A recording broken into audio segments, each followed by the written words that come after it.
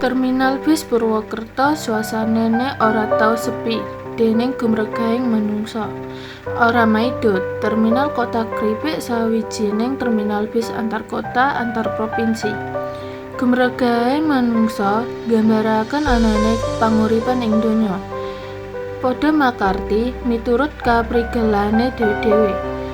Suarane wong tawa dagangan, loper koran, bakul buku lan calo penumpang pating cruwet kaya manuk betet nebo kebon jagung. Dasar wong Banyumas, ya rayang kae lah. Ning wonge cablaka ora kakean basa-basi. Semono uga Maria senadyan asline cah Sunda ning dialek Banyumas wis kraket. Wasis ngomong dialek Banyumas. Anggone padha metu papatane rejeki saka pangeran. Padha dilakoni sirah makmur nggo sikil nggo sirah paribasane. Mangkat nyambut gawene makmur dipilahi wiwit bar subuh. Bocah-bocah isih padha turu nglepus. Baline nganti wayah bengi. Tekan ngomah wis sepi, bocah-bocah uga wis turu kepati. Sing isih setya nunggu karo ngantuk ya sing wadon. Iku kanyatan mung merga rasa tanggung jawab marang keluarga. Aja kongsi wong sajrone ngomah padha kenang busung lapar. Bumi Nuswantara kang jere subur makmur. Paribasane teken ditancapaken bisa tukul banget nelongso. Isih akeh para balita kang nandang kekurangan gizi. Yen jaman orla ana mempere wong isining Pertiwi durung didudah. Bareng saiki prasasat isining bumi Pertiwi diusahake. Jarene kanggo pembangunan. Nyatane sebagian gede rakyate nandang papot citraka. Golek gawean angel, ongkos pendidikan larang kabeh sarwa antri. Bencana alam ora leren-leren. Anane banjir mergo alase binabat ludes. Mung padha golek warege wetenge dhewe. Nek wong cilik sing dipikir ngesuk mangane apa? Yen wong bondo-bondo sing dipikir ngesuk mangan apa? Sejen maning sing angkara murka sing diincer ngesuk sing dipangan sapa?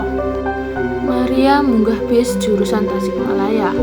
Dheweke lagi linyak-linyu golek jok kosong. Ana swara undang-undang. Kene lho Mbak, isih ana jok kosong. Maria goleki bernahe swara mau. Ana sawijining priya sing ngadeg ngawe dheweke. Maria terus marani. Monggo lho Mbak, lenggah. Priya mau nawani kon lungguh. Matur nuwun Mas. Semaure Maria terus lungguh jejeri. Badhe tindak pundi Mbak? Badhe wangsul teng Ciamis panjenengan. Badhe teng Karangpucung. Anggone omong-omongan kabeksa kandhek. Kondektur bis narik bayaran.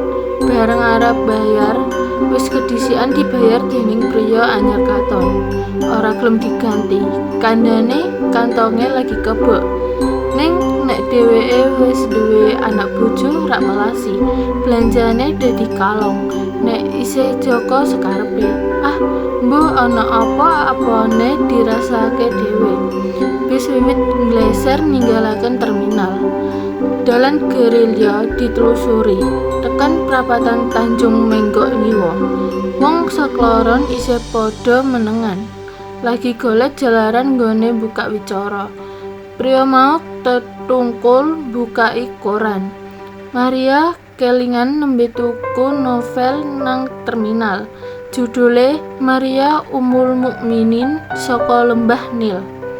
Mbah keprimen nalare kok dheweke ketarik. Mangkane beda keyakinane. Maria tansah kelingan ujare para winasis sugih ilmu luweh kupama tinimbang sugih bondo donya. Yen kepingin sugih ilmu, kejabane sinau nang pamulangan. Uga seneng maca apa bae. Sarana maca manungsa bisa dadi jembar wawasane. Ora kaya kodhok sajroning bathok.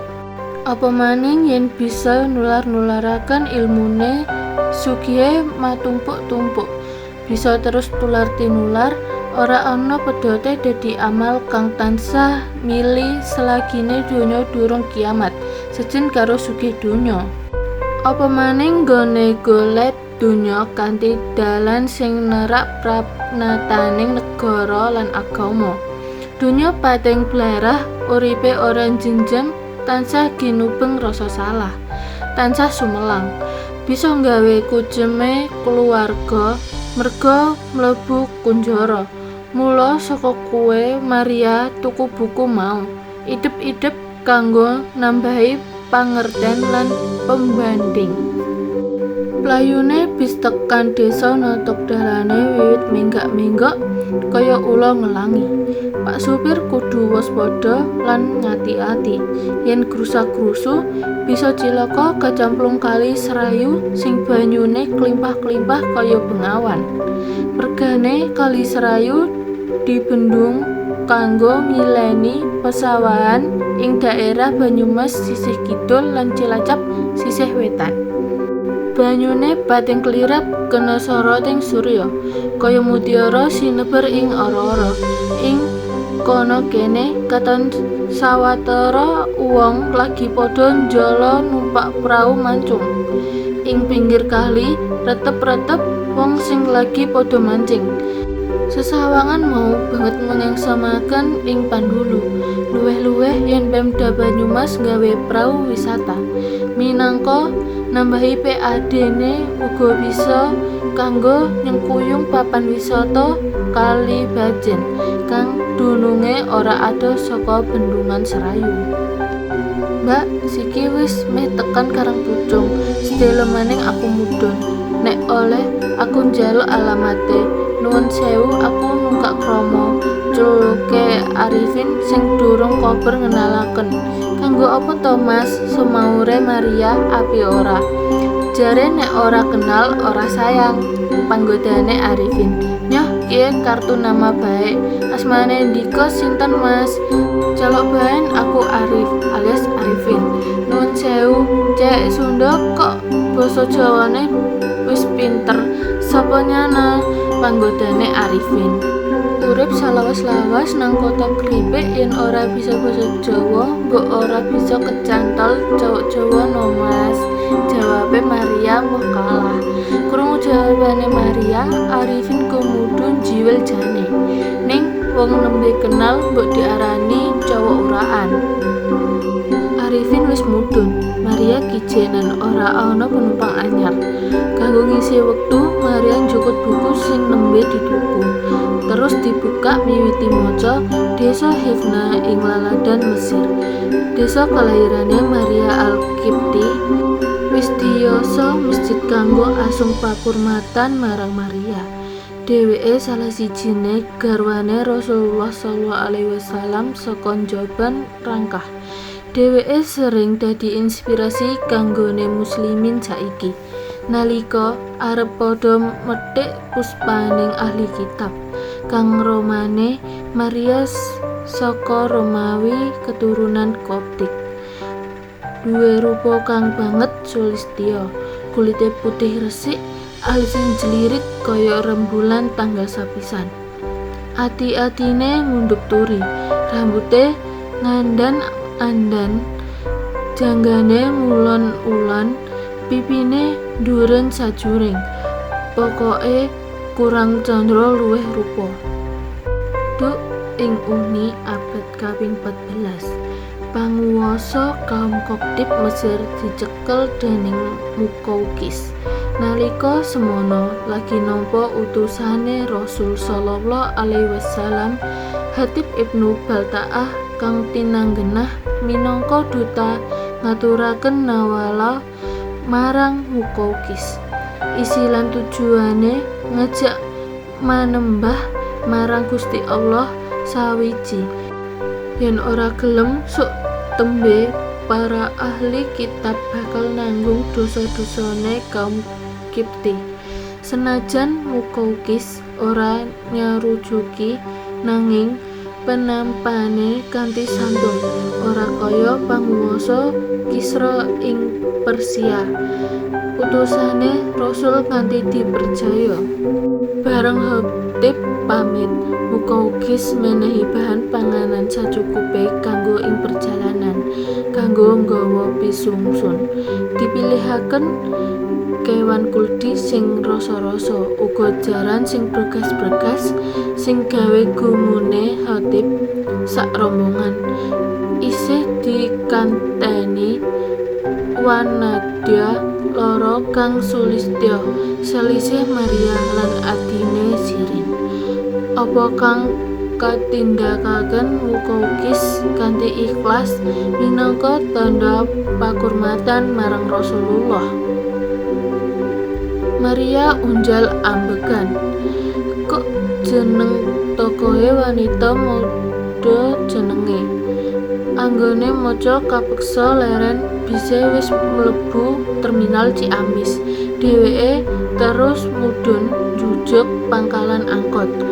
Mung pirang menit wis ngancik pelataran omahe. Tekane dipethuk adik-adine. Wengine sawise matur kaperluane marang bapak ibune, kangen-kangenan karo adik-adine, Maria pamit mundur mlebu kamar turune sengadi arep ngaos.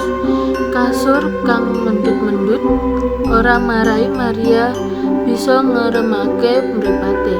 Pikirane temlawung marang blogere Arifin priya kang nembe dikenal mau awan. Senajan beda keyakinane, kanggo ngilangaken rasa mau, becutaken maca buku sing durung tuntas diwaca nang bis.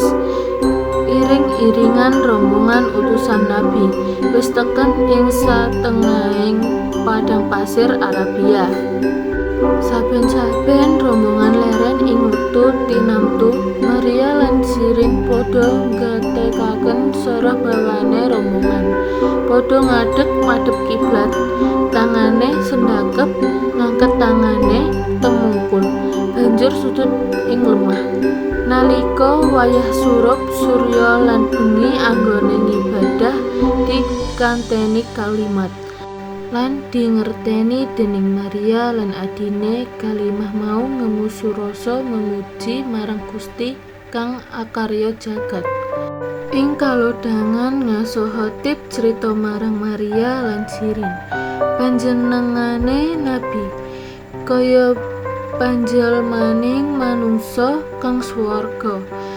Kowe sakloron mengko weruh pribadine kang banget neng semaken panjenengane ora bosen-bosen paring pebanget marang kabecikan kanggo sangu ing dina akhir. Tekan Madinah wis para esuk. Sowane Khatib sarombongan tinampa kanthi rena sukaning panggalihe Nabi. Khatib banjur matur kanthi terwaca wiwit purwa madya tumekaning wasana tanpa ana kang kecicir.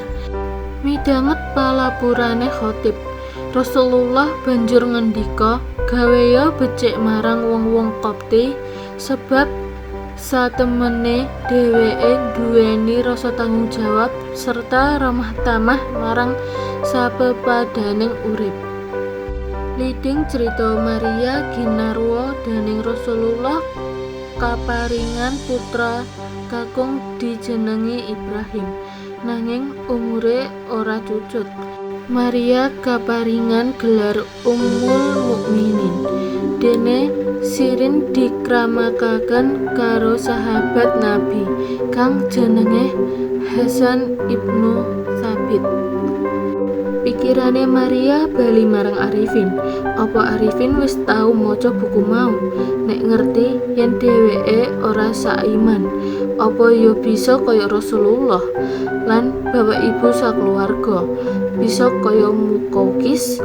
Buku dikurabaken ing raine wusana katuron. Ngerti-ngerti wis gagat rahina. Sawise adus lan ngingkesi kamare, padha sarapan bareng.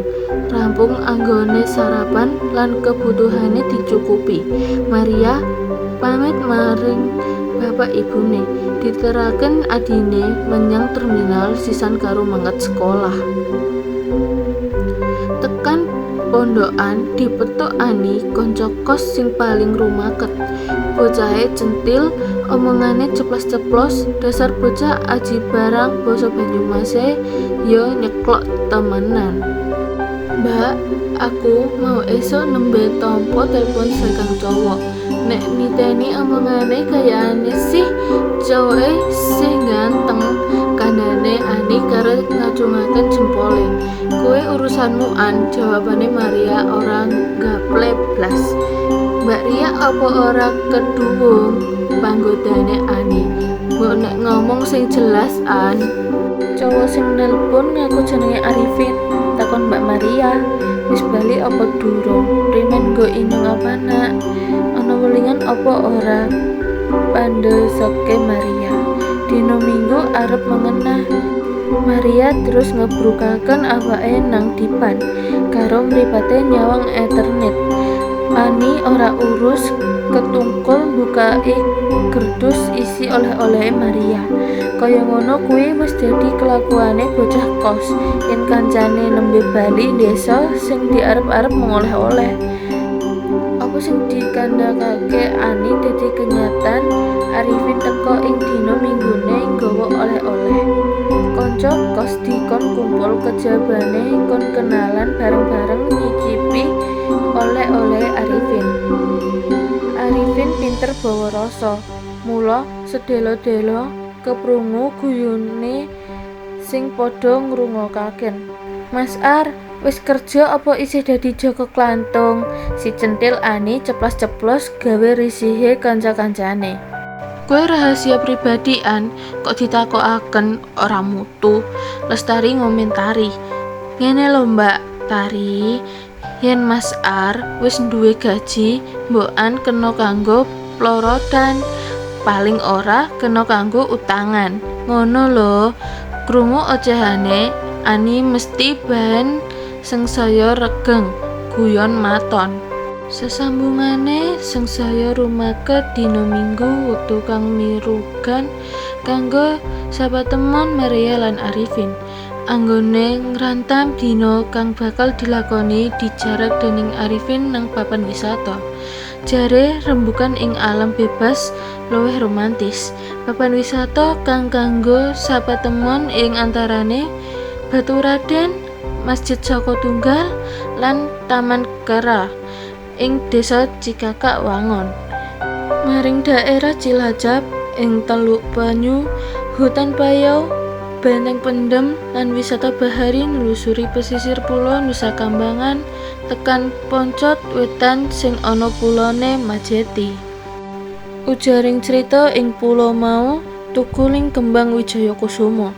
Miturut Kidalang kembang mau bisa kanggo nguripaken wong sing wis mati ning durung pasti.